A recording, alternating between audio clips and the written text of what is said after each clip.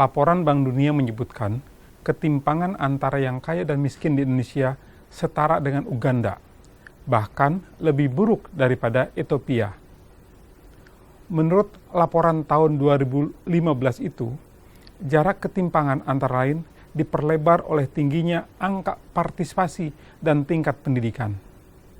Maka perlu dikembangkan praksis, yaitu kebijakan, implementasi, evaluasi, dan renovasi pendidikan yang berkualitas sebagai aset.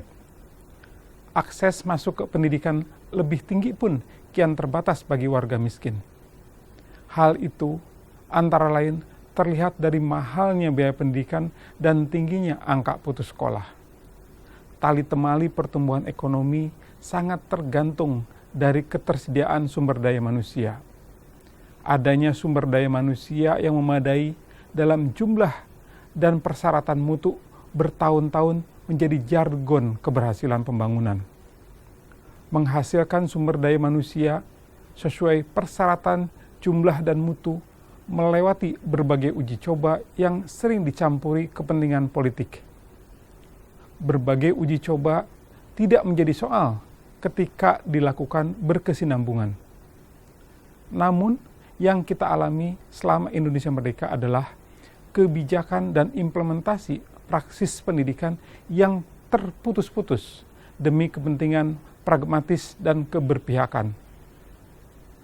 Sejauh perubahan dilakukan secara terstruktur, terencana, dan didasari sikap demi menghasilkan sumber daya manusia bermutu dan sesuai zaman, tetap perlu dipenuhi syarat menempatkan guru, anak didik, orang tua, dan masyarakat sebagai bagian integral perubahan. Praksis pendidikan sebagai tindak cultural action menurut Paulo Freire, harus bertumpu pada prinsip pedagogis atau bersifat mendidik. Prinsip penekanan demokrasi dalam kepemimpinan, kata Ki Hajar Dewantara, perlu ditempatkan sebagai bagian utuh dari perubahan kebijakan yang pedagogis. Namun, keharusan ini sering diabaikan. Sebagai contoh, rencana beda kurikulum namun UN sama.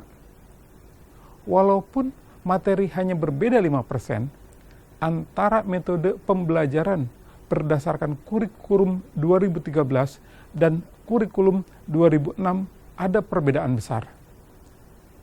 Tematik integralistik kurikulum 2013 dan kurikulum tingkat satuan pendidikan yang berdasarkan kurikulum 2006 terkait dengan metodologi, sasaran, target, dan cara mengukur keberhasilan. Memberlakukan sama bentuk evaluasi dari dua kurikulum yang berbeda mengabaikan prinsip pedagogis. Pendidikan bukan lagi sebagai cultural action, melainkan alat kepentingan politik. Perlu penjelasan argumentatif, rasional, pedagogis, kalau perlu dilakukan penyesuaian. Kasus ujian nasional yang terus menjadi pro kontra, jangan disusul kebingungan lain soal beda kurikulum satu UN. Jika kasus itu dibiarkan, kontribusi pendidikan memperlebar jurang ketimpangan yang akan semakin benar.